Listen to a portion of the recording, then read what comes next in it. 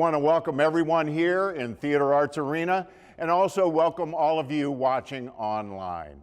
Now, in honor of the college's 70th anniversary, Dr. Pollard has invited some special guests who you may recognize to join her this morning, and she'll be introducing them in just a moment.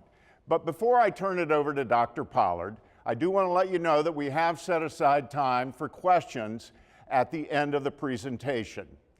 You can send your questions in, if you're watching online, to Twitter, @MontgomeryCall, using the hashtag 70yearsstrong. And now it is my pleasure to introduce Montgomery College President, Dr. Darian Pollard.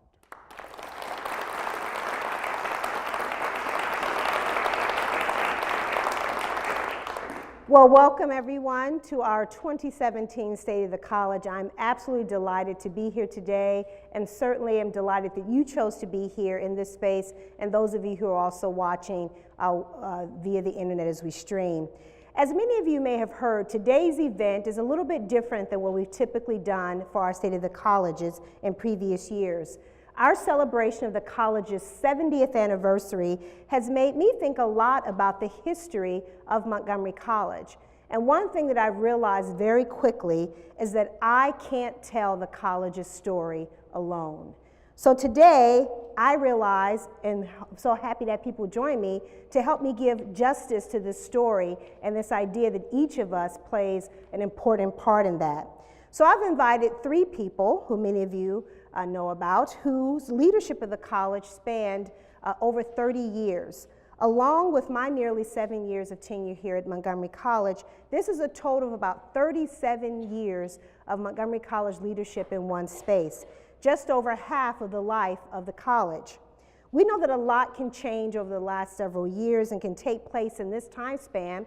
In fact, this time span is really how one might mark a generation.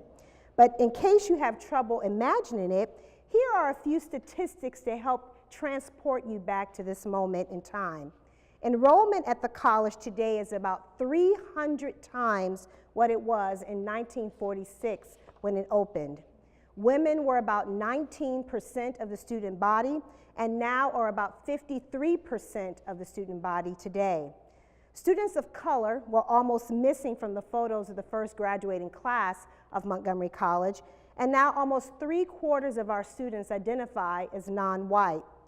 Here's a good one. The first budget of the college included $10,000 from the county.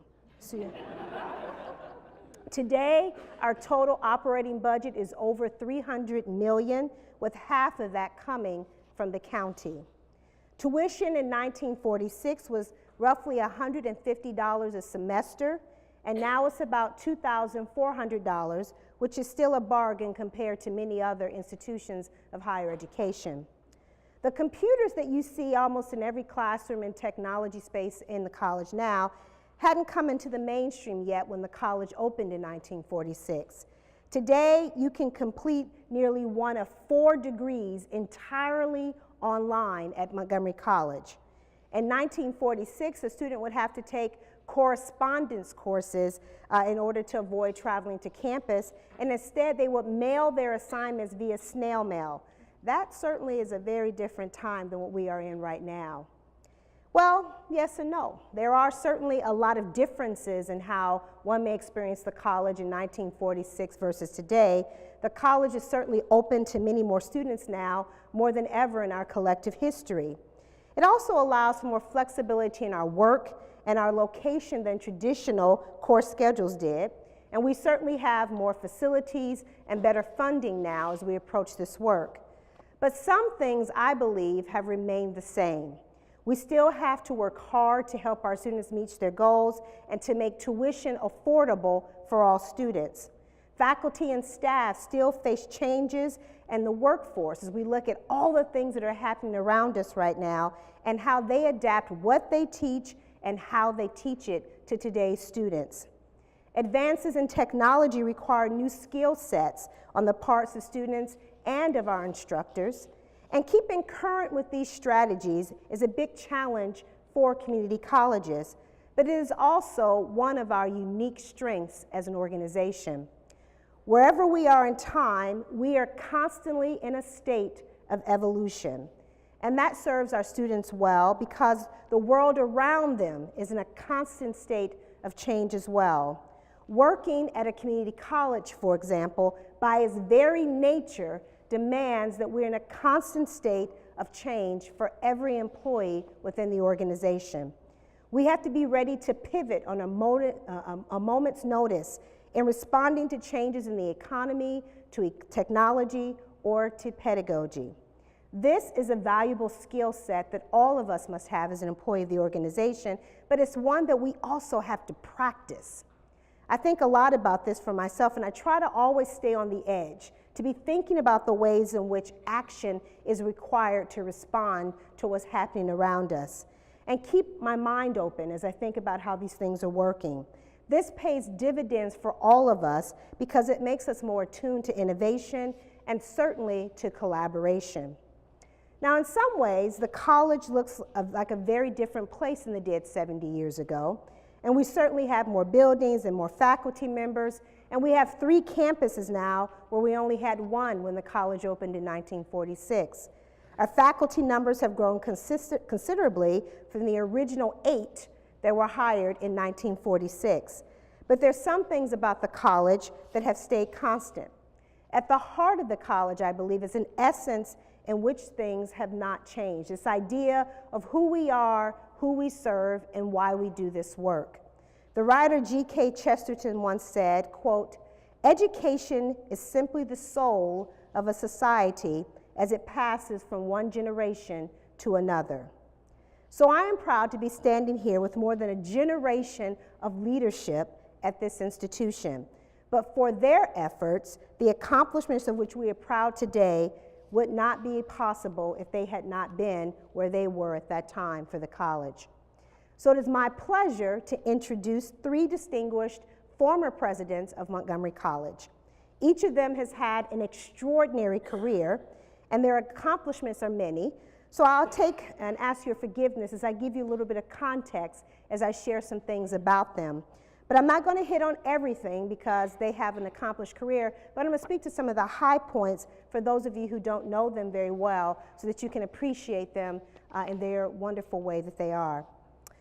As I talk a little bit about each president, we'll be showing you a slide about some of the college's metrics when they were in office, particularly when they started, and I hope this will give you an essence about how much the college has changed or evolved over the last several years. Dr. Robert Parrilla served as the president of Montgomery College for 20 years. He was appointed as president in 1979 and served until 1999. Prior to coming to Montgomery College, he was at Cuyahoga Community College in Cleveland, Ohio, where he taught chemistry, served as the dean, and then as vice president of academic affairs. His tenure at Cuyahoga Community College in Cleveland also included campus president, district vice president for academic affairs, and district executive vice chancellor. He holds a doctorate in higher education. Now, so many things happened here during Dr. Parrilla's tenure. For starters, there was significant growth and expansion of Montgomery College. He arrived when the college had grown from 2 campuses to 3. The Germantown campus opened the year before he arrived, and his leadership was pivotal in assuring that the new campus established its footing. Several years before he retired, the college decided to change the name of the Takoma Park campus to the Takoma Park Silver Spring campus.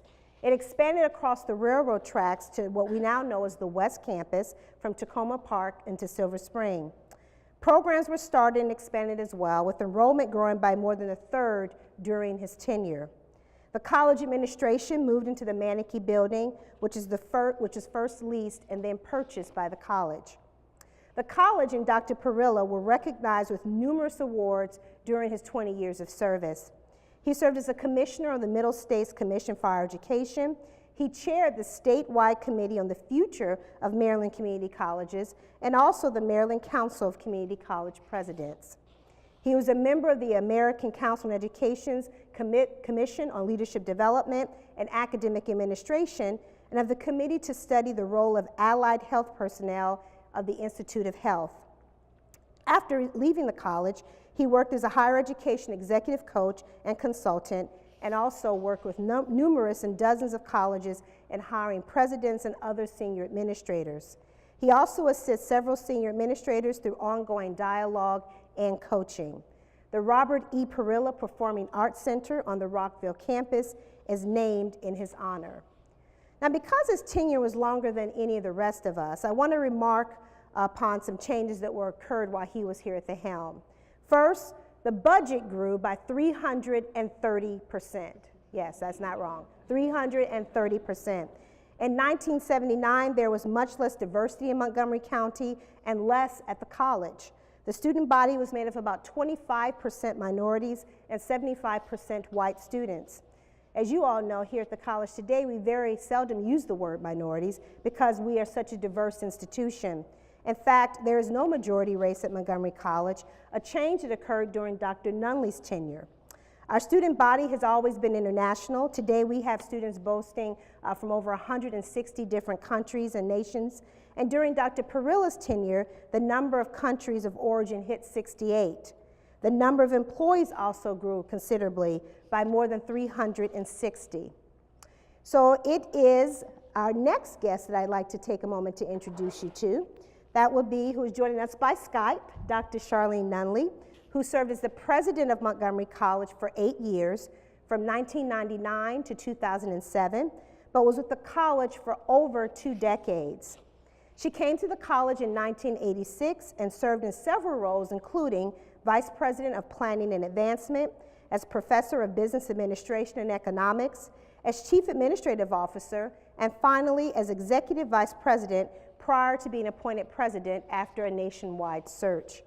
With a PhD in Educational Policy Studies, Dr. Nunley's career has included leadership of institutional research, academic planning, grant funding, facilities planning, and faculty advancement.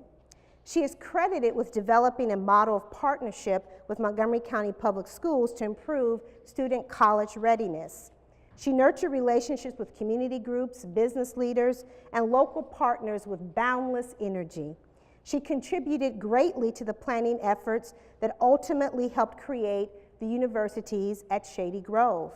She served on the Spellings Commission, which examined the needs of higher education during President George W. Bush administration. Dr. Nunley was a trailblazer for me, serving as the first female president of Montgomery College.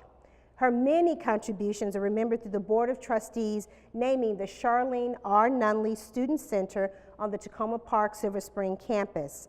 And for the last 8 years, she has taught in the doctoral program at UMUC's Community College Policy and Administration program. My last guest today, Dr. Hercules Pinckney, served as the president of the college prior to my arrival. Before his presidency, he was the vice president and provost of the Germantown campus.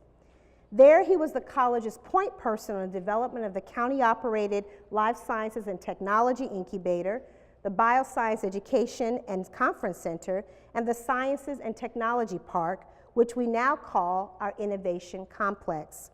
Dr. Pinckney arrived at the college from Prince George's Community College, where he served as vice president of continuing education for 11 years. He began his career teaching middle school and went on to teach at 4-year institutions as well. He earned a doctorate in educational administration, and over his storied career, Dr. Pinckney has held administrative positions at Northern Virginia Community College and the former Federal City College in Washington, D.C. The college's Board of Trustees named the Pinckney Innovation Complex for Science and Technology at the Germantown campus in his honor. He is currently the chairman of the Board of Directors of Holy Cross Health. Now, the college has changed a lot over the years, and this slide tells part of the story about how far we've come.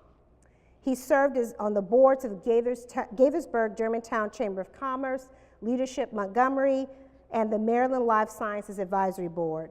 Among other awards, Dr. Pinckney was named Leadership Montgomery's Leader of the Year in 2010 and served on his board of directors.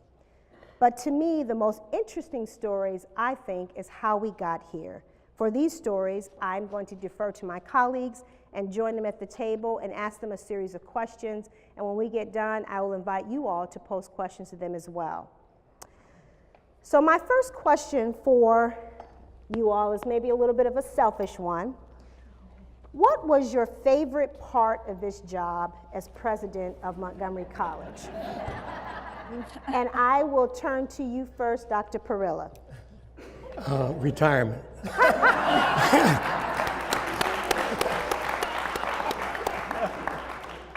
No, I really enjoyed it. I guess mostly to watch people grow. Seeing students come in with dreams and accomplish things. It's just, I think, a fantastic experience. Presidents don't get as much of that as deans and faculty. To watch faculty grow and to listen to their stories. We started something sometime in the middle part of my presidency called President's Forum. And to listen to the faculty, we always had a faculty speaker and a student speaker. And to listen to their stories just was amazing. To hear things with the scholarly activities and sabbaticals, I remember a faculty member from Tacoma Park, Mary Staley, who took her leave and worked on the recreation of the Amistad and started a quilting project. And we had her come to the board and speak. I mean, those were just inspirational times. So seeing students grow, I had a letter not long ago from a student who got a presidential scholarship from the Germantown campus when I was president, went on and got a degree at Virginia Tech, worked at the JPL labs in California, then got accepted to the Yale Medical School, finished, and he's now an orthopedic surgeon. And the letter was just great, saying that his experiences with the faculty and staff, and he started out as a maintenance. He was a young repairing motors. And one of the deans and the provost there said, why don't you take classes? Well, those are the kinds of stories that are just, I don't know that you can find them anywhere but in a college. I completely agree. What about you, Dr. Pinkney? What was your favorite part of this job after retirement? And retirement again. Right. I think commencement, because it gave me an opportunity to see not only students, but their very supportive families. And as Dr. Parilla mentioned, as president, it's difficult to really get to those students very well. Of course, you deal with them in governance issues, but to really know their stories is a little more difficult. So commencement provided an opportunity for that interaction, and as long as it took, I didn't mind. I really enjoyed shaking the hand of every student that crossed the stage. And a little selfishness, I was able to shake my own daughter's hand as she walked across the stage. So that just goes to show you how much I believe in Montgomery College. We talked our daughter into coming because she had other plans. Very good. Dr. Nunley, what was your favorite part of this job? Well, first let me say hello from Daytona Beach, where I am on a trip with my golf group. We are doing spring break for seniors. And I really wish I could be there because I saw so many people that I want to hug and know more about. And so, but I just couldn't give up spring break. I'm really sorry. To the staff there, I am getting a lot of feedback, okay, if you could work on that a little bit. But I loved every part of the job. I would come to work some days and my staff would come into the office and say, Dr. Nunley, you forgot to pull your car all the way into the parking place. And I would say, that's because I'm so excited. I just want to get in here and go to work. But I think among my favorite was watching the work of our faculty transform student lives. I mean, we had faculty who would take students who might be living in their cars into their homes. I saw students who came to Montgomery College who couldn't speak English. And I remember when I became president, some of you may remember Etienne Takugang, who became a member of our Board of Trustees. And he came to Montgomery and he couldn't speak English. And he told me that he walked around the campus trying to find anybody who could speak French so he could ask them how to enroll at Montgomery College. And after I heard that story, I said, we got to have an international student office on every campus so these students know where to go to get help. But I mean, just phenomenal stories of transformation.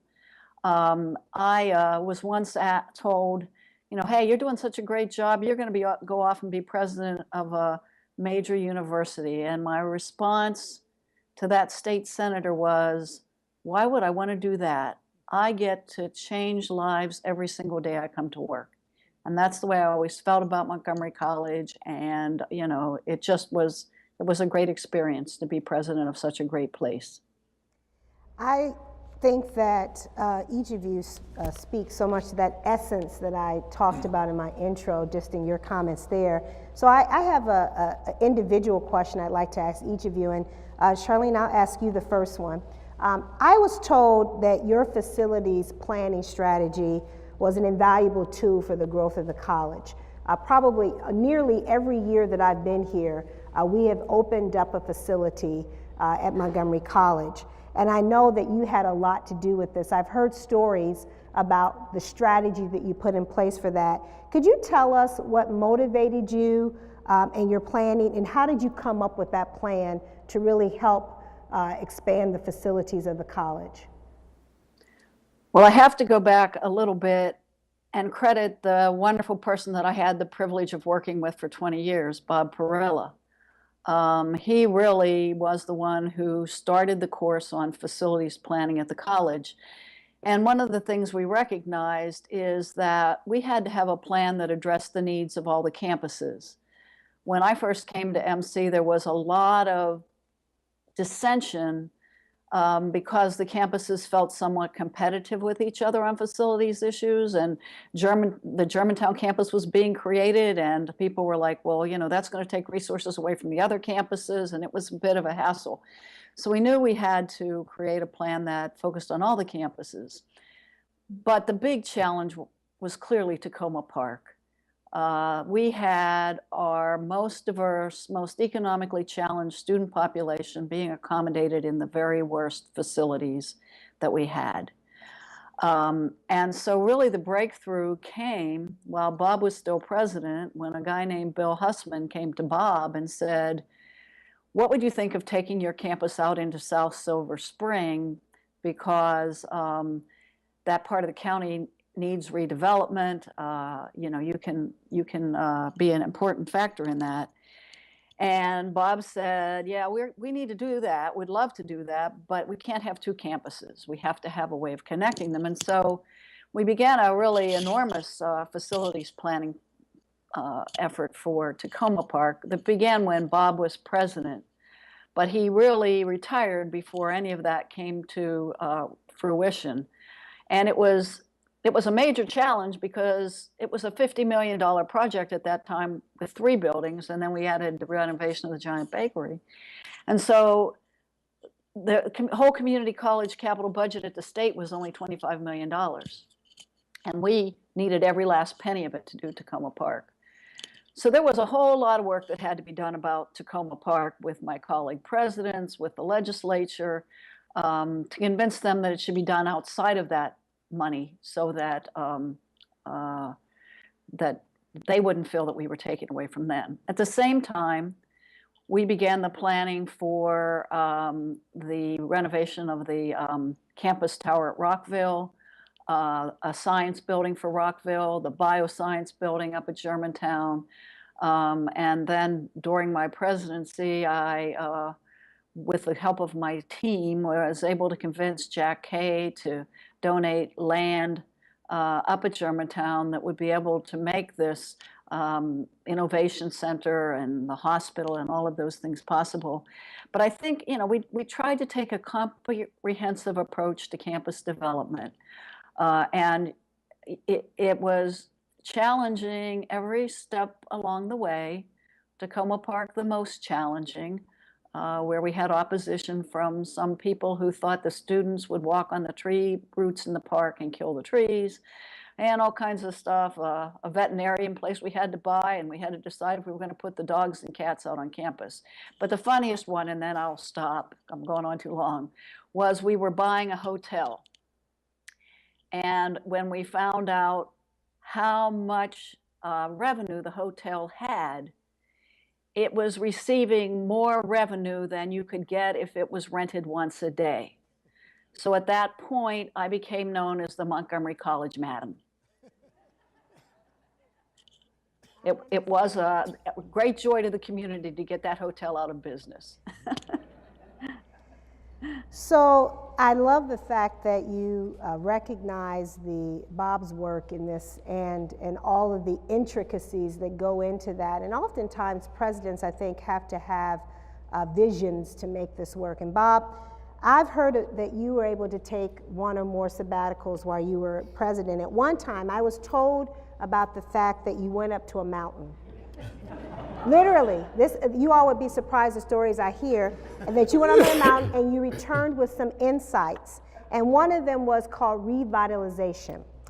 Can you share anything about your process of creating such a vision? Because I'm very interested in distilling fact from fiction. Well, there's a lot of mythology there. But it was prior to a sabbatical. I think I spent at least a semester, if not a year, with my office staff and people from the campuses putting together focus groups. I didn't want any more than 8 people so I could hear from everybody. I wanted a mixture of students, faculty, staff, and administrators. I guess I had 3 or 4 dozen of those meetings, once or twice a week for about an hour. And basically just asked questions, what did they like, what was working, what wasn't working, etc. And I'm sure I had notebooks full of notes. I also did a lot of reading, exceptional amount of reading on higher education. And I happened to own a condo in Hidden Valley, Pennsylvania, which is a ski golf condo. And I guess that's the mountain people were talking about. But I did spend, I think, 2 or 3 months there trying to condense the ideas that came from the focus groups, from what I read, and basically, to maybe oversimplify, I felt that what was happening at the college is that we were the words then in management parlance was siloed. Mm-hmm. Everything was up and down. People were saying that they couldn't get responses or answers across organizational units, and that maybe we had lost a little bit of focus on our prime business, which is teaching and learning. Mm-hmm. So we made some organizational changes. It didn't happen immediately, but maybe the biggest and most effective thing was about a year or so, maybe 2 into it. I convinced that young lady to come back from the faculty member and become our sole vice president. I did away with 3 vice presidencies into 1 and damn near killed her, I think. But the purpose was to get people talking together, mm-hmm. administrative units and faculty units talking together, and we began to try to put more focus on the teaching and learning. I think there were times in the budget process where I would say to people, when they would come up with a new idea, I'd say, how is it going to affect teaching and learning? So that was basically it, trying to reduce the silo effect, which is very difficult in a complex organization, and try to get our focus again on teaching and learning.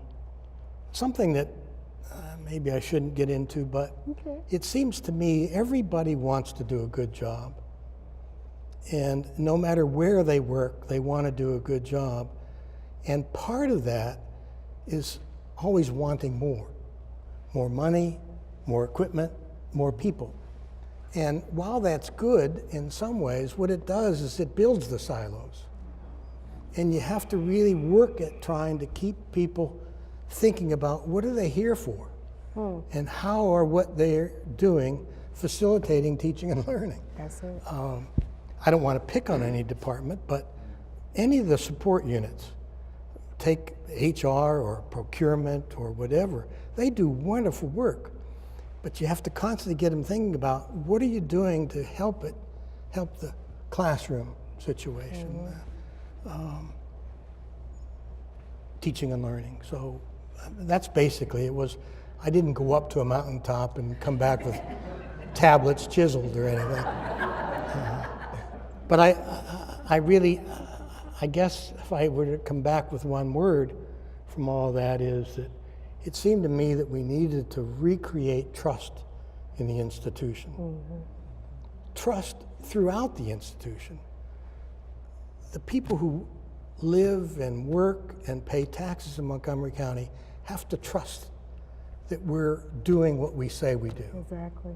The Board of Trustees and the President taking the lead have to make sure that the county government and the state government and other stakeholders in the community trust us. Faculty have to be trusted by their students, that they're getting a good education. Faculty have to trust each other, not only within a department, but between and among departments and across campus units. And that's easy to say, I guess. But I think trust is the big, students, when they transfer, the transfer institutions have to trust that we have provided the kind of education that will make them successful when they transfer or when they get jobs or whatever. And when the foundation goes out to raise money, people have to trust that this college will do with the money what they say they're going to do. So I guess if I had to bring a verbose response back, the silo issue, concentrating on teaching and learning and building trust, it seemed to me, were the biggest things that I kind of summarized from all those focus groups and all the readings. I thank you for that. Those themes certainly resonate even today. Maybe I need to go to a mountain and come back. Dr. Pinckney, this issue of trust, I think, is a significant one. And you retired. I know that you and the lovely Miss Pat had made plans and you were doing some other things. And then the college called because they needed someone they could trust to come back and do some work. What made you respond when the college called? Bottom line, a deep-seated love for Montgomery College and a sense that I could make a positive difference with God's help. My wife and my family supported my decision to come back. Otherwise, I would have been a miserable person. And quite frankly, a number of other people kept encouraging me to come back, expressing their confidence in me. And it was not just people within the institution, were people from many walks of life. But probably the two most critical endorsements, you might say, or encouragement, came from the two people that are sharing this panel with me, Dr. Perilla and Dr. Nunley. Each of them personally called me and indicated their support, told me that if I ever needed either of them, they were a phone call away. And just knowing that my mentors had confidence in me kind of sealed the deal for me. And so you mentioned retirement. Dr. Perilla arrived at Montgomery College in June of '79, I believe. Charlene Nunley chaired the search committee that hired me in September of the same year. And it was Charlene Nunley who hired me back after I left and went 2 other places to come back to be the administrator at the Germantown campus. So I had all of this mentoring from 2 people that I have the greatest respect for and admiration for, telling me you can do it. That's what did it. I do love the fact that I get to be in a club with you all because all of you done that for me at different points in this experience. Sometimes it's, I see you kid, you doing okay, or a check-in, or let's sit down and talk, or here's some things I want to share with you. I think that's a phenomenal experience to have people who are mentors and you've looked up to give you that endorsement. I'm going to see if I can power through a couple of questions that are probably resonating with lots of folks in the room right now. We're talking a lot today about retention and completion. What was the approach and some of the philosophies around student learning and metrics when you were president? And probably the second part of that is, how do you see that different than what you hear taking place now in higher ed and community colleges? And maybe I'll turn to you, Dr. Nunley, since you do a lot of teaching in this space now. When I was president, it was just the beginning of the real intense efforts in learning outcomes assessment. And we were really trying to focus on how to better understand what's going on in the classroom and how to focus on the classroom environment. And there was some pushback from faculty who would say, well, I grade students, so I assess them. I don't need to do anything else. But we had a number of people from the faculty who engaged with that effort and became leaders in that effort, and we did make progress with that effort. We also took a look at some of our math, developmental math progression data. Dr. Weiner did that, and it was atrocious. And virtually nobody who started in lowest level developmental math made it to college math. Well, the interesting thing is that since I retired, I've also worked as a coach for Achieving the Dream. And I would say one of the things that's changed is that the external pressure for documenting your success with your students has increased dramatically. When I was involved, it was much more an internal kind of ethical responsibility to look at the stuff and try to see what you can do to make it better. But now your state legislators care, your accreditors care, the federal government cares, everybody cares and is looking at what you're doing. And I guess as I've been coaching Achieving the Dream colleges, I see colleges still struggling to try to figure out what will work in helping particularly students who are lower socioeconomic students and students from diverse backgrounds who have had historically lower college going and completion rates. What will work to help them through? And the research that's been done by Achieving the Dream shows that not nearly as much progress has been made as we need to make, as we should make.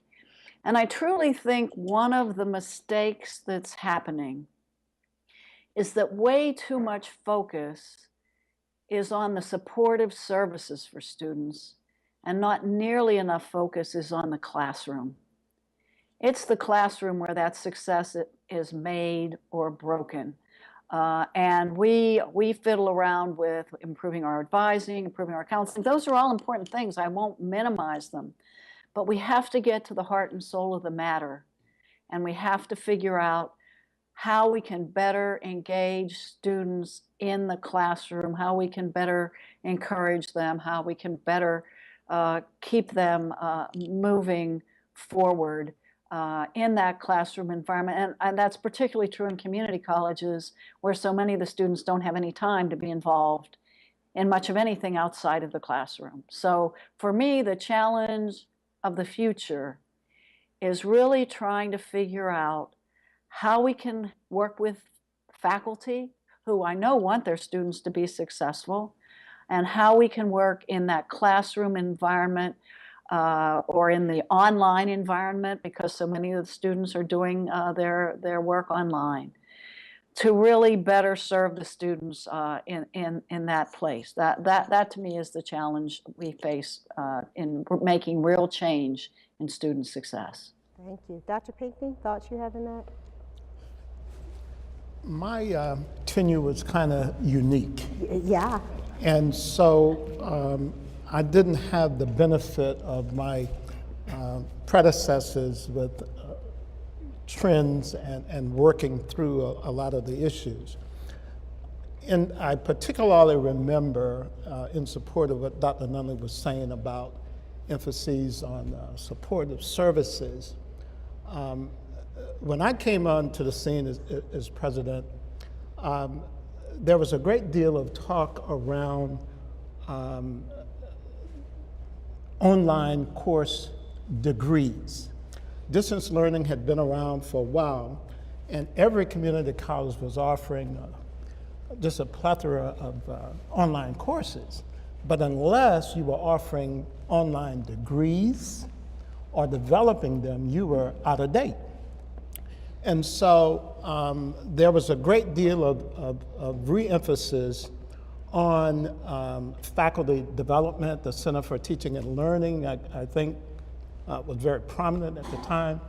And we also had a organizational development unit within the institution. And together, they were addressing the teaching process, but from the standpoint of applying technology. Instructional technology was kind of the catchword of the day, the use of smart classrooms.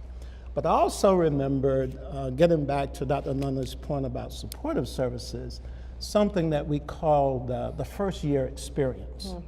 And that was predicated on the notion that if you provide a very supportive environment for our students, and they will succeed in that first year, then this would become a pretty good predictor of their overall success.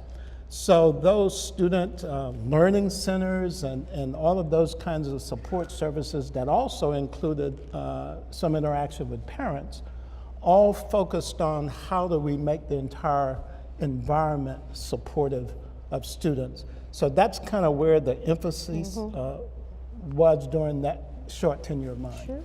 Dr. Parilla, student learning. Well, as you've noted, the student body began to change quite substantially as I began the presidency and work with Montgomery College, and more faculty were saying that more and more students came with a greater lack of preparation. We had more and more students in need of support because English was not their first language. So we started sometime in that period the ESOL program, or I think on the Rockville campus it was called the ELP program, American English Language Program. We're trying to get faculty from the campus to work together to establish a kind of common ESOL program. The student assessment centers began. We started with AccuPlacer. We did something that was kind of unpopular. I think we got some newspaper coverage about students coming from MCPS unprepared, and I remember getting a bit of chewing from a couple of associate superintendents. But Paul Vance was open. Paul and I began to meet at least once a month, and I would bring computer sheets of students from each high school and say, here are the people, the 1,900 that came from whatever high school, and here are the numbers that had to start in pre-college English and pre-college math. And that led to a dialogue, I think, with the MCPS. Nothing is ever perfect, I'm sure, but I think we had English faculty from our campuses meet with English faculty from the public schools. We I think, introduced a 10th grade edition or version of AccuPlacer so that counselors in the schools could see where the students were at the end of the 10th grade and try to improve their course selection in junior and senior year. We had learning labs established, and writing across the curriculum was established, and I'm sure many other things. But as Herc and Shar have said, the real critical thing is how many students are we getting through to job preparation, to transfer, and that's the measure. All these things are important, but if we can't get more and more and more students through to completion, then we've got to continue to look for ways, it seems to me. I asked that question intentionally in reverse order of your presidencies to demonstrate the point that, that I think Charlene started off with, that the intent that we have as an organization is to get students through to completion. And what a number of folks have come to us and said that you haven't lived up to that part of the promise. You have a number of students who are coming to you, they're underprepared in some cases, so we put all these wraparound services there. We haven't focused enough on the magic of the classroom to make that learning occur, and therefore the external calls for accountability have become so prolific that we almost don't know how to respond because we're trying to be thoughtful in that. And your answers, I think, demonstrated that. One of the other areas where we're seeing a lot of focus on and a lot of attention as a college president is that around budgets. That is one of the hidden and enormous tasks of college presidents, to work with boards to develop comprehensive budgets, and also one that's representative to the taxpayers of the communities that we live in. So I'll ask you two questions that's kind of related to budget. How did you balance all of the responsibilities that came with budgeting for an enterprise as large as Montgomery College? And then related to that, what was the biggest fiscal challenge of your tenure? I know that each of you had one, and maybe I'll go in chronological order, so that might be somewhat interesting. Bob, if you could talk a little bit about that. Well, I felt from the beginning that budgeting and accounting were separate. I felt that budgeting is planning, and wanted it married to planning. And one of the first things that, when Charlene was involved with research, one of the first expansions I did with her responsibility was to include planning and budgeting. Because I really feel that as units in the institution plan, dollars need to be assigned to that. And without it, the plan's incomplete. A budget without a plan is incomplete. So, I don't know that we ever achieved what I had hoped for, but certainly Shard just did a wonderful job. We started off probably in our third year, second maybe, with a futures conference where we had people from the federal government, state government, local businesses, et cetera, talk about the futures of the county, the state, the federal government in terms of finance, education needs, education trends, et cetera. And we tried, and there were more things, but we tried to build, and that was a public session, had hundreds and hundreds of people participate. We tried to use those activities as an impetus to have units plan and budget. Kind of a side story. Gordon Hogue was the first budget officer, and I just love Gordon. He passed away a few years ago. But when I came to my first budget meeting, Gordon came in with a metal box of 3x5 cards. I about died. I thought, that's our budget. I mean, he had every unit on a 3x5 card. And God love him, he knew everything. But, you know, it takes a while to change an organization. And it took several years, and maybe till the time we got Donna Diamond, that we really got budgeting done with technology. But get back to your question, I think budgeting is part of planning. Biggest fiscal challenge, I remember coming into my office on a Friday during Thanksgiving break, and I was just doing some work at my office, and I heard the fax machine, and I went over to the fax machine, and I really don't know what our budget was then, maybe 80, 70 or 80 million. And it was a fax from the state board saying that they were going to reduce our state revenue by $8 million. This is November. Almost all of your equipment is already purchased or in line to be purchased. Almost all of your positions are filled or should have been. So, 70, 80% of the budget is committed by the time you hit August, September. I about died. I thought, how are we going to find $8 million? Well, again, that lady and Donna Diamond put together the Charlene and Donna show, and that's an oversimplification, but we put together 8 groups of faculty and staff and administrators and said to each group, they each had an organizational part of the college, and said, you each need to find $1 million. And with Donna and Char's heavy work and those committees' heavy work, they did it. They came back with $8 million of savings. Now, it was tough. We had to freeze positions. We had to freeze purchasing. But we made a commitment early on that we would do everything we could to not lay off people.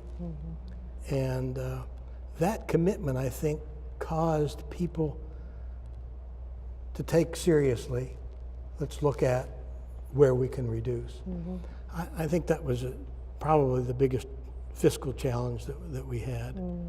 Charlene, what would be your response to that? Well, my fiscal challenge was also that fiscal challenge. I wasn't president yet, but let me just tell you a little bit of philosophy. You know, I had some friends who were college presidents. My husband worked at another college, and two really, I think, good things happened. One was we had a very fine relationship with the county. And I'm at home over the holiday, and I get a call from Bob Kendall in the County Office of Management and Budget. And he says, they took a big hit too. He said, we saw what the state did to the college. It's disproportionately unfair, and we are going to help you. And the county, I think, probably provided about maybe 10% of what we had to then go and find. But the other thing is, I talked to a couple of other presidents and I said, how are you going to deal with this? And they said, oh, well, we're going to take our senior team, we're going to lock them in the conference room, we're going to decide everything we're going to cut, and then we're going to come out and tell everybody, because you can't expect people in the college community to recommend any reductions that will have a negative impact on them. And I went to Bob and said, our people are better than that. I believe if we sincerely help them to understand the magnitude of what we face, they will come back with recommendations that will surprise us. And I can't tell you how amazed I was when they actually came back with recommendations to cut the college's contribution to their health insurance. I mean, the recommendations that they came up with, because they wanted to protect their colleagues, and we knew if we couldn't find the money, people were going to have to lose work. The recommendations they came up with actually brought me to tears, because they proved the faith and confidence that I had in the people that were Montgomery College. And that, from that day forward, I always believed that a process that's participatory, particularly in bad times, is a process that will serve you well. One little other interesting highlight. When I first came to Montgomery College, I was there I got there in January, before Bob came as president, though I did know that a new president was going to arrive. And I went to my first budget hearings. The way Montgomery College did the budget at that time, it took probably a week and a half of meetings with the Board of Trustees that started like at 8:30 in the morning and sometimes would go until 8 o'clock at night. And they went through every single line in that budget to see whether we were spending too much on toilet paper or too much on soap or too much. It was the most awful process, I have to say, that I've ever sat through. And I'm like, I don't think I can work here if it's going to be like this. I just don't. And so I was so glad when Bob came and said, we're not going to do that anymore. The other thing is, people weren't allowed to see data. They weren't allowed to see data.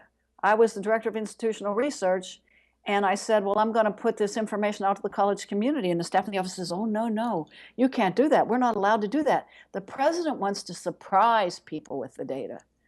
I said, well, then it's a good thing that there's a new one coming, because I can't live with that either.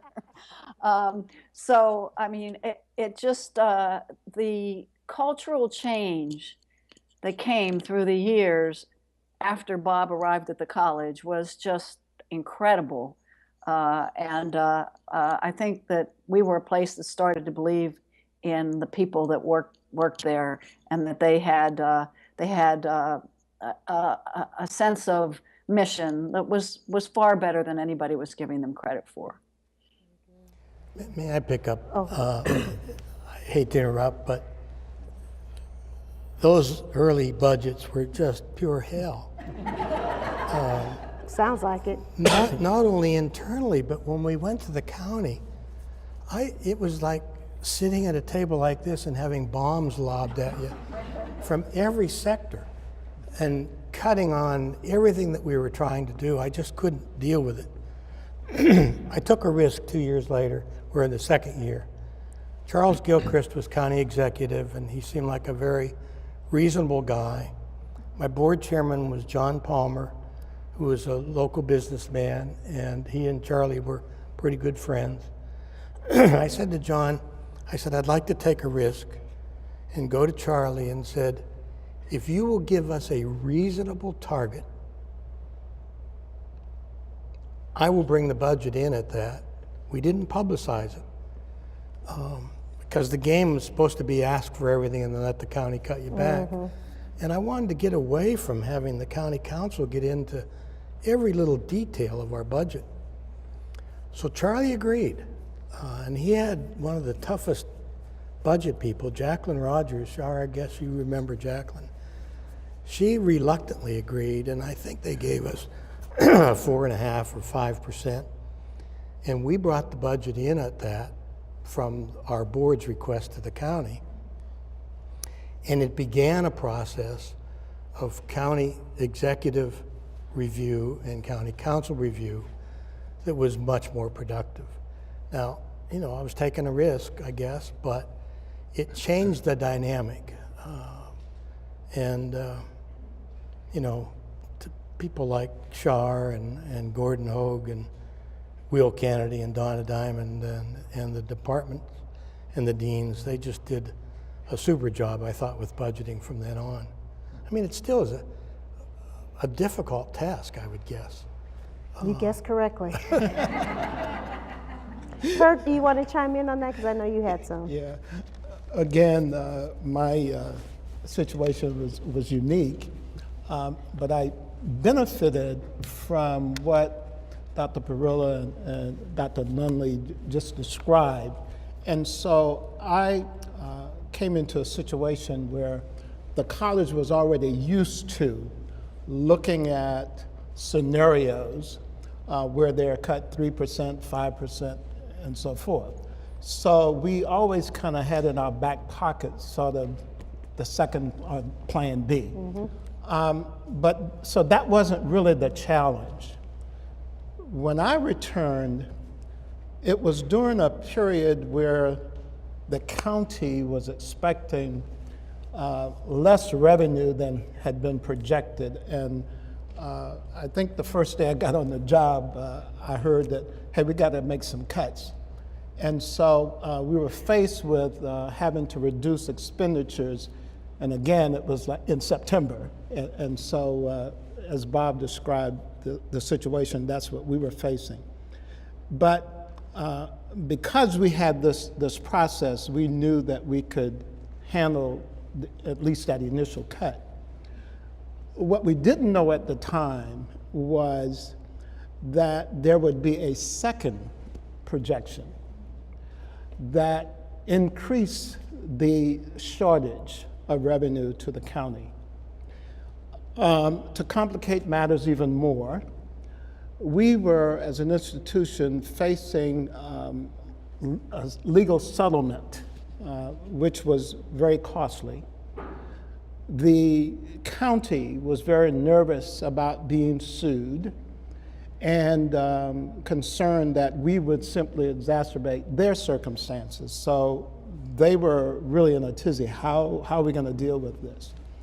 And so one of the first things we did was look at our revenues and expenditures within that framework that we described.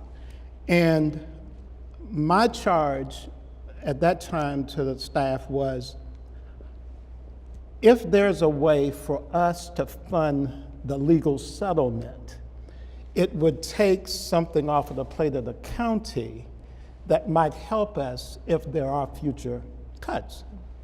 And so we did that, and because of the way our budget is constructed with the county, we have an account that some would call off budget, and we were able to utilize the funds from our Workforce Development and Continuing Education, their fund balance, to actually fund what we needed in terms of that legal settlement. That took tremendous pressure off of the county. However, when they learned that they would have to make additional cuts, they came back to us. But it was at a time when the county was also under pressure from the teachers' union, SEIU, State Employees International Union, to represent our part-time faculty. And so at that time, there were no community colleges, at least in Maryland, perhaps in most other states, that had a part-time faculty union. So there were budget implications of that. At the same time, the part-time faculty were fighting for a larger salary increase than the full-time faculty. And as Bob said, he took a risk. I took a risk and said I was not going to even respond to it. And when the county called us down and said, you know, the union is really on our back about this union stuff and an increase, and what are you doing? And I said, if the part-time faculty were reasonable, we would at least entertain a salary improvement that was at least equal to the full-time faculty. But in no way would I approve an increase above what we gave full-time faculty. I happened to notice that there was a part-time faculty union rep in the room at the time. And so I purposely said it a little loud so that he could get the word back. And as a result, we were able to negotiate a salary increase for the part-time faculty that satisfied them and satisfied at least one of the concerns of the county. We still had the union piece. By the way, while we were doing all this negotiating, the county said that we would have to cut even further. And I said, I'm not going back to staff. And our government relations and our budget people came to me and said, we can do this. We can do this. We've got to find a way to do it. And so I gave the county a deal.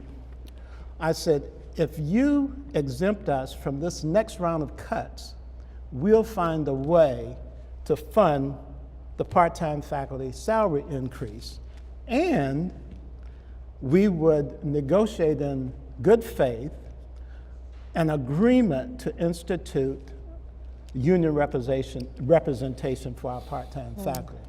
As a result, we were able to avoid that second round of cuts. But before we could celebrate those two victories, they came back to us and said, it's even worse. Now we're going to have to cut your asking budget for the next fiscal year, your budget. Yeah, I remember that. That was furloughs. And so they said to me, we're going to have to cut you $14 million. Yeah. Okay, now, Did they tell you that before you took Now- the job? now I'm up to here dealing with all of the other things Right. in the college. And they throw this on me. So our VP for Administrative Fiscal Services came to me and said, I think you need to know what this $14 million cut means. I said, well, I know it's a large number, but what are you talking about?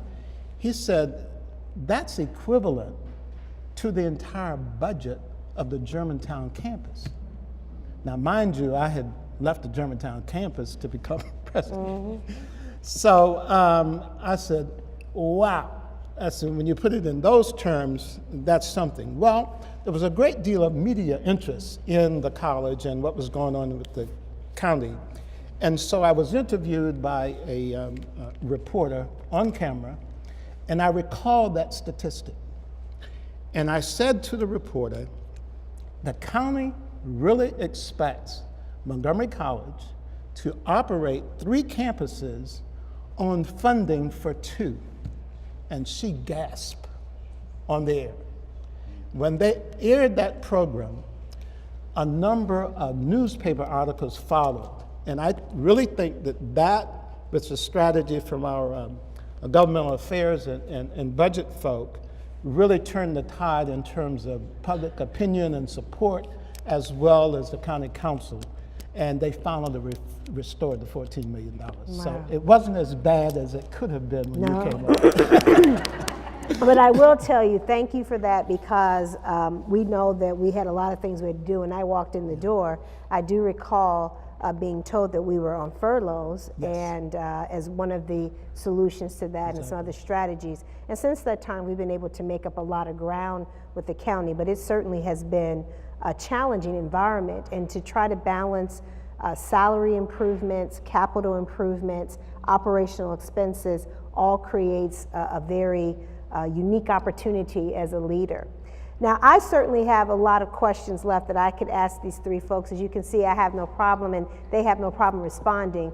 But I want to invite the audience to have an opportunity to ask questions if they have some. So I'll turn it over to you, Mr. Brown, to help us do that. All right, we've got a short amount of time for Q&A. Please keep your question brief. Make sure you identify yourself. And again, you can tweet your question into at Montgomery Call, hashtag 70 Years Strong. So we'll start here in the room. If we have a question, Behind you. Up, right here. Hi, I've only, Don Palmer, and I know these guys well, and I've only been here 46 years, so I can't speak for everything, but what I think you're leaving out is when Dr. Perrella got here, there was an awful lot of tension between different segments of the school, the administration and the faculty and staff and so on. And it really was Dr. Perella's, not just the plans, but your personality and your character. You were always open to all of us. I remember coming into your office, just knocking on the door. You were a straight shooter, and you started the change that, in my opinion, that made Montgomery College really feel like a family between administration and staff and faculty. And then Dr. Nunnally continued that, and it was a sea change in terms of trust. And you know, we played golf together with Dutch Uselaner and Kenny, and Dr. Nunnally lived near where I live, and my dog Edna got loose once, and and Dr. Nunnally said, I think that's Edna, and she opened the door to her car and drove over to my driveway and said, "Isn't this Edna?" And Edna got out. And so the feeling part was really you guys and your character, your personality, and the trust you inspired in us that made Montgomery College feel very different and just a wonderful place to work. And I think everybody appreciates those things that you guys did. Thank you. Thank you. Hey, Dawn. Right here. When my dog. Do you remember when my dog bit your dog?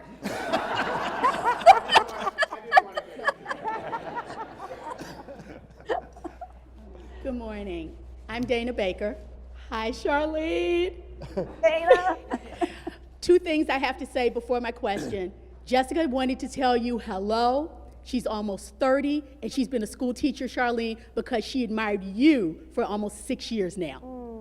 Thank you. So thank you for being a mentor to my own child. We were taught when I started working here, I was hired by Dr. Perrella, some question that judgment, that we were taught that you wanted an institution that you would send your own child to. And if this was not that institution, then you didn't need to be here. And I think that for all of us that were hired, by the way, in 1992, I was on that budget review committee. Thank you so much for making me realize how really, really slow I am with money. But we survived, and we were taught that this was a place that if you would let your child go here, you would take care of other people's children that were here. So my question to the three of you is, how did you do it? And what can those of us who are still here, you've got about 2 years left for some of us, what is it that we can do to get back to that mindset? And oh, by the way, anyone talks about wraparound services, stop it. I'm a counselor, have been a counselor for 24 years, and my services are still relevant, and they still wrap around our students and keep them here and keep them to completion. So what can we do to get back to a time where this institution believes that this is the place that if our children can be successful, we can educate everyone else's? Is that directed to Charlene? I think you said any of the three of you.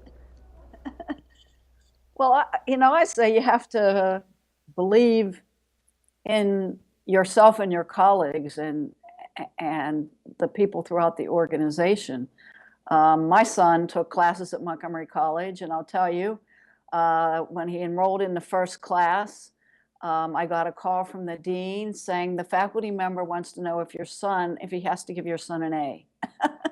And I said, I want you to be tough on my son because he glides along and thinks life's going to be a lark when he goes to college. So you give him whatever grade he deserves. And so there was a lot of apprehension about the fact that the president's son was in one of the classes. But,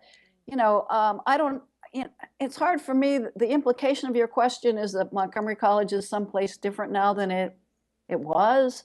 I don't know that.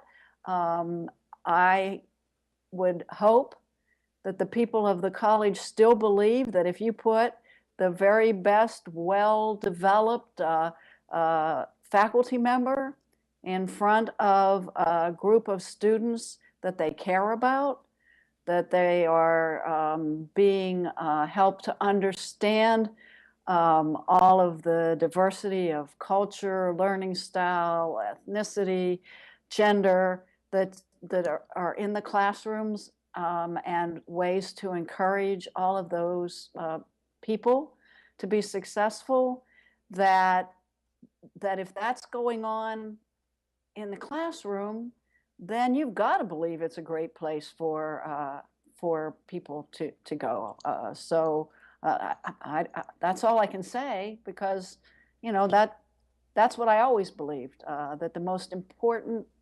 element was making sure that we were able to hire the very best faculty members who believed in our mission, who understood that they were going to be serving students who weren't always going to be from the top of their class. And that was the key to making the place great, as far as I'm concerned. I just might add one little thing. I believe that everybody has to feel that their job is important and that they're making an important contribution to the total. Mm-hmm. And a lot of that is intrinsic. You have to make what you do important to the college and to the people you serve, as well as institutions has to support people not only feeling but knowing that they're important. They're an important part to a huge whole. I think mission is critical, as Charlene said. And I believe that you can always rekindle that love and that passion for the institution if we keep it centered on our mission. I would add that in addition to mission, as individuals, we must never abandon our core values. Mm-hmm. We must be persistent in doing what's right. If we do what's right, it will work out.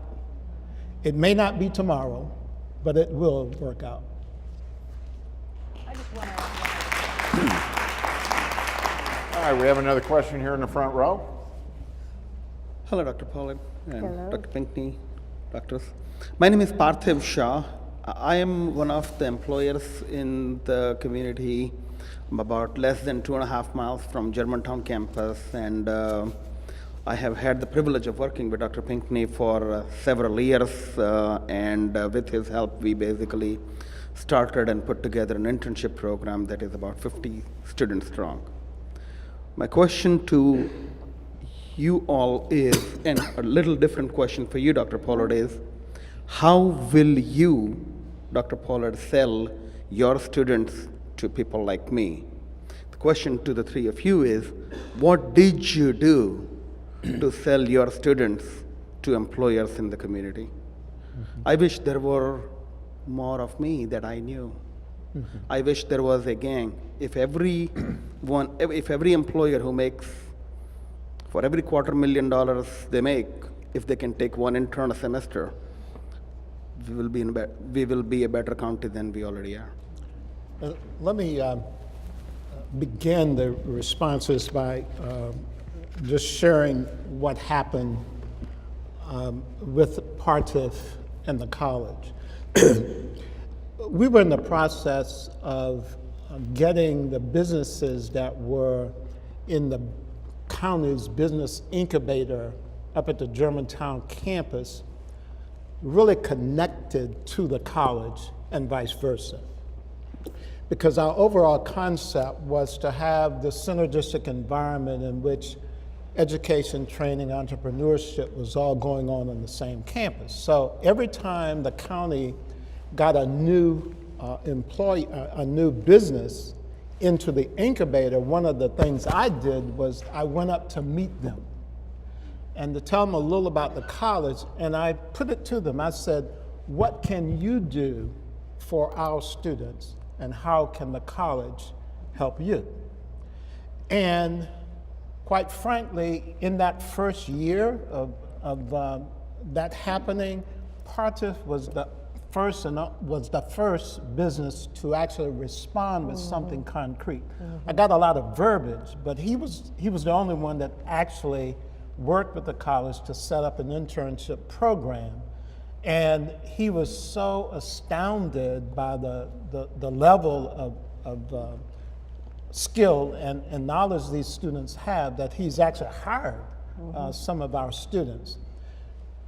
His experience is multiplied many times over throughout the institution with other cooperative education and internship opportunities. And so I think we have the pattern in place.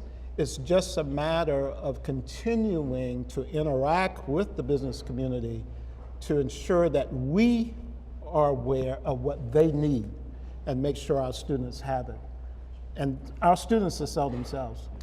Yeah, actually, that was part of the question. The first thing that popped in my mind is when I heard the question, were probably a three-part response.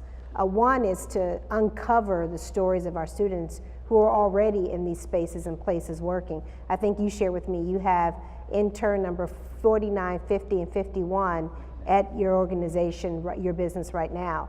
The truth of the matter is that every place I go, and I talk with business leaders, they sometimes don't know they already have Montgomery College students working there. So a lot of the work is helping them to be familiar with who is already in their employee complement. And then I think the other thing, the second part of that for me is working with the county and state infrastructure to help them understand what resources and help them also understand how we can be of support to that. I worked at a college in Illinois for a number of years. Whenever the county there was going out to recruit new businesses to come to that county, the college was a part of the recruitment package, both in terms of folks who went to visit, but also the materials that we customized for every business to help them understand about the quality of life, the employee base, all the types of things that they would want to know about coming to our business, to our county. And then we also worked with them once they were there. I would offer that the county is starting to recognize that there's improvements that need to be made in outreach to business and industry, and the college is at multiple tables being a part of that conversation. The last thing that I would say for us is that we've been very intentional in building relationships both with small businesses, medium-sized and large-sized businesses to help do that work. So I think there is much work to be done, but I think we stand on some great shoulders in helping to facilitate that conversation. Mr. Brown. All right, we have an online question, and we have about 4 minutes left or so. Okay. All right. Actually, we have several, but I'm picking one here to hopefully fit it into the time frame. What surprised you most about being president of Montgomery College? I'd like to respond first because again, my situations are unique. And that is because of these two presidents and the faculty and staff that have served the institution over the years, the reputation of the college was so strong. And there was a history of that. But when I came on the scene, that reputation was in question. What surprised me was the willingness of politicians at the county, state, and the federal level, the business community, and community leaders to support us and help us reestablish that reputation. So it was just as I described how these two presidents offered their assistance to me, they wanted to help me be successful. That's what happened in this whole community. That was a surprise to me. I guess scope. Dr. Pollard indicated that several positions I had at Cuyahoga the last of which was executive vice chancellor of this 3-campus. And I assumed that that job as executive vice chancellor was as broad as the president's. When I stepped into the presidency here, I just couldn't imagine how much greater the scope was, being president from being executive. It's 24/7, you're always on, and expectations are very high. I guess the other thing that I would say is, kind of echoing what Dr. Palmer said, I knew that there were issues, but I just couldn't get my head around the tremendous lack of trust that seemed to exist when I first came. I would agree with Bob Perilla. I had acted as president a couple of times when he went to the mountain and came back and made me supervise everybody. I had been in an acting role, but it's completely different when the buck really stops here, in terms of when it just stops here until you can call Bob Perilla on the phone and get him to tell you what you should do. It is a very all-consuming job, and I think the nature of the presidency over the past 30 years in community colleges has changed tremendously, because it used to have much more of an internal focus. You didn't have to be worried about money all the time. You didn't have to be raising funds. You didn't have to be out there, working with your legislators to the level that you have to be able to be successful now. So the scope that it just is more. It's more than anybody can really understand. And one other thing, I learned that it's a lonely job, because you can't tell anybody in the college community really what your worries are, or all of a sudden everybody's worried about everything that you're worried about. So you have to build some support networks with people from other institutions that maybe you can share your problems with, colleagues, because you don't want to worry the people that work with you. Last thing, I haven't said enough about staff either at Montgomery College in terms of the things that make you want to send your children to the college. Staff that really go above and beyond to care, help people who can't find their way around, who really will help a student with a language issue through an admissions process. I mean, all of that also is what helps to make an institution a great place. So I just didn't want to overlook the wonderful things staff did or do at Montgomery College. So let me, you want to get one? You have 30 seconds. 30 seconds. Thank you for inviting me. Oh, anytime. It's been fun. I've enjoyed seeing Herc and Shar. I'm jealous of your being at Daytona. I wanted to tell a story based on your very first remarks about the growth of the college. I remember when I early on read some of the history of the college. In the late 40s, faculty at Tacoma Park asked the dean, whose name I think was Deo, if they could have telephones, because there were no telephones in the offices.